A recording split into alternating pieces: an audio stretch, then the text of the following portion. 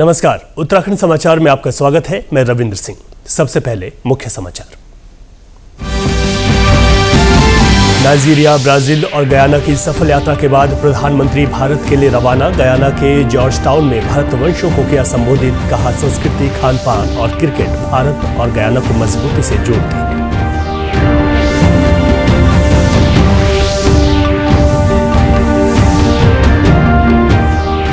पिथौरागढ़ पहुंचे मुख्यमंत्री ने ली अधिकारियों की बैठक। विकास कार्यों में गुणवत्ता के साथ तेजी लाने के दिए निर्देश। कहा, जनता तक लाभ पहुंचाना है मकसद।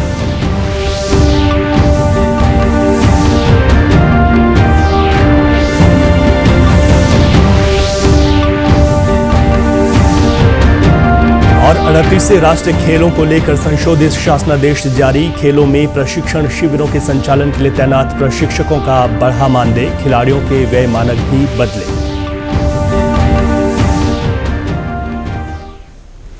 अब समाचार विस्तार से। प्रधानमंत्री नरेंद्र मोदी नाइजीरिया, ब्राजील और गयाना की सफल यात्रा के बाद स्वदेश लौट रहे हैं। इससे पहले गयाना की राजधानी जॉर्ज टाउन में भारतवंशियों को संबोधित करते हुए प्रधानमंत्री ने कहा कि संस्कृति, खान पान और क्रिकेट भारत तथा गयाना को मजबूती से जोड़ते हैं। उन्होंने कहा कि समानताएं और साझा दृष्टिकोण दोनों देशों के संबंधों को प्रगाढ़ करते हैं। इस दौरान उन्होंने 2 दशक पहले अपने गयाना दौरे को भी याद किया। भारतीय समुदाय के लोगों से बातचीत के दौरान प्रधानमंत्री ने भारत गयाना के साझा मूल्यों का भी उल्लेख किया। Great memories of visiting your wonderful country over 2 decades ago. At that time, I held no official position. I came to Guyana as a traveler, full of curiosity. Now, I have returned for this land of many waters as the Prime Minister of India. A lot of things have changed between then and now. But the love and affection of my Guyanese brothers and sisters remains the same.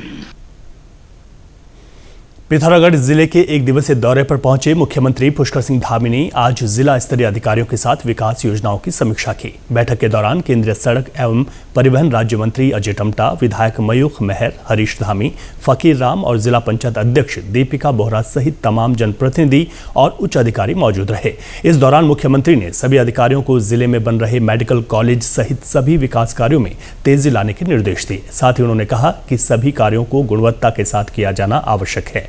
इस दौरान मुख्यमंत्री ने कहा कि ऐसी बैठकों का मकसद केंद्र और राज्य सरकार की योजनाओं को जल्द से जल्द जनता तक पहुंचाना है, ताकि समय रहते जनता को सरकार की योजनाओं का लाभ मिल सके। सभी विकास योजनाएं जो प्रमुख हमारे यहाँ के प्रोजेक्ट चल रहे हैं, महत्वपूर्ण योजनाएं चल रही हैं, बेस हॉस्पिटल्स, मेडिकल कॉलेज, यहाँ की पार्किंग अवस्थापनाएं, सड़क, PMGSY और अनेक जो इस दौरान नवनिर्माण पुनर्निर्माण के कार्य होने हैं, उन सभी पर चर्चा हुई है। और इन बैठकों का उद्देश्य है कि सामान्य व्यक्ति तक, आम व्यक्ति तक शासन की योजनाएं, राज्य सरकार की, केंद्र सरकार की पहुंचे, उनको मदद हो, तय समय पर ये योजनाएं पूरी हों और गुणवत्ता से हों। वहीं बैठक में मौजूद केंद्रीय सड़क परिवहन राज्य मंत्री अजय टम्टा ने कहा कि बैठक के दौरान राज्य और केंद्र सरकार की उन तमाम योजनाओं को लेकर भी समय अवधि तय की गई जो किसी कारणवश रुकी हुई हैं। उन्होंने उम्मीद जताई कि इस बैठक के बाद जिले में संचालित अनेक विकास योजनाओं को गति मिलेगी। आज की बैठक अपने आप में बड़ी महत्वपूर्ण बैठक माननीय मुख्यमंत्री जी के द्वारा सभी विभागों की समीक्षा की गई, चाहे वो मेडिकल कॉलेज है, चाहे हमारी आदि कैलाश तक की सारी मार्ग हैं, चाहे बेरीनाथ, डीडी हाट, गंगोली हाट और पिथौरागढ़ की पार्किंग है। ये सारी चीज़ों की व्यवस्थाओं को देखने के लिए माननीय मुख्यमंत्री जी के मार्गदर्शन में जो बैठक हुई है, इसके परिणाम बहुत अच्छे आएंगे, क्योंकि इसमें चाहे वो राज्य सरकार और भारत सरकार जो भी विषय आए हैं, उनके सभी अधिकारियों ने आज ये फाइनली बात हुई है कि जहाँ जहाँ पर भी ऑब्स्टिकल हैं, वो चाहे बजट से हैं, चाहे काम से है, चाहे फॉरेस्ट क्लियरेंस से हैं, वो सारी क्लियरेंस की आज पूरी की पूरी तरीके से उसको समय निश्चित किया। सरकार ने 38वें राष्ट्रीय खेलों के मद्देनजर संशोधित शासनादेश जारी किया है। इसके तहत विशेष प्रशिक्षण शिविरों की कार्ययोजना के साथ साथ वित्तीय स्वीकृति और व्यय की स्वीकृति दी गई है। विभिन्न खेलों में विशेष प्रशिक्षण शिविरों का आयोजन करने के लिए आवास व्यवस्था, भोजन भत्ता, स्पोर्ट्स किट, यात्रा भत्ता, विविध व्यय की राशि में संशोधन किया गया है।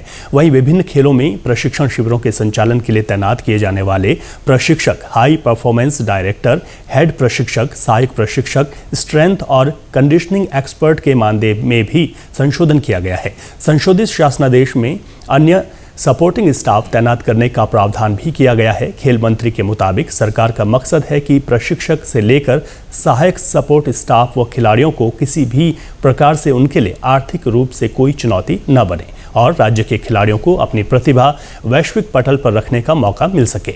उन्होंने उम्मीद जताई कि संशोधित शासनादेश से आयोजित प्रशिक्षण शिविर में प्रदेश के खिलाड़ियों को लाभ मिलेगा।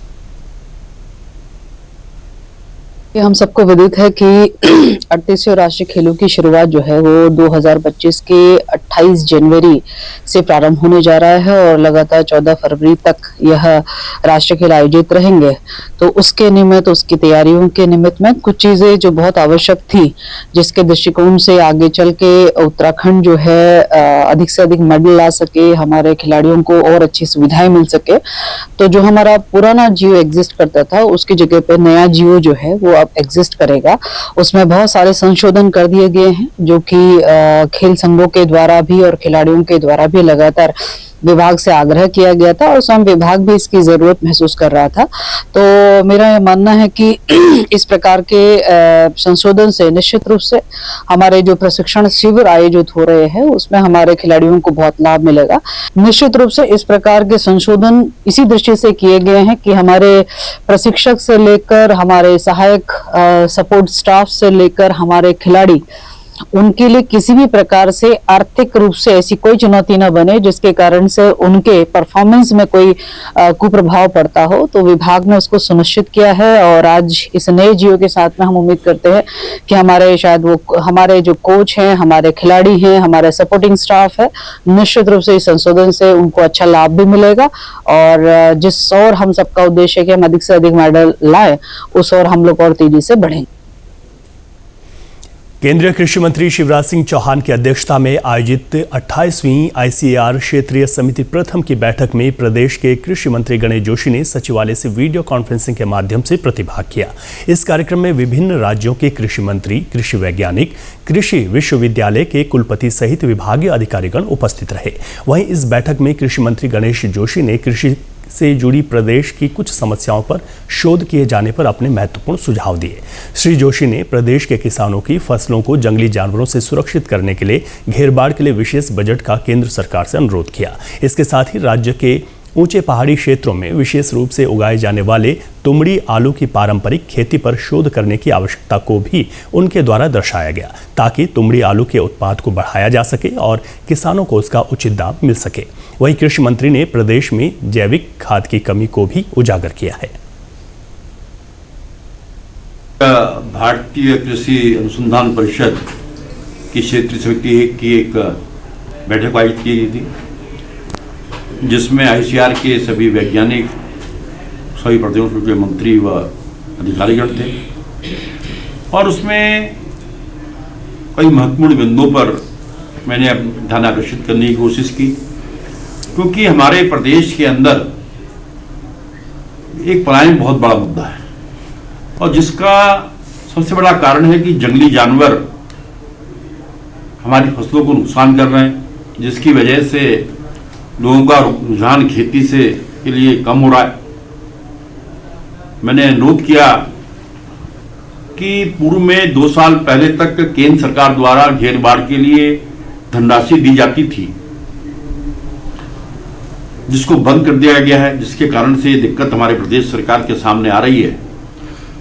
और क्योंकि आज अनुमोदित राज्य हमारे सीमित साधन हैं, अपने साधनों से इसको करने में अक्षम है, मैंने अनुरोध किया कि जब तक नई तकनीक का हम इस्तेमाल नहीं करते तब तक ये पूर्व की भांति इसको कंटिन्यू रखा जाए।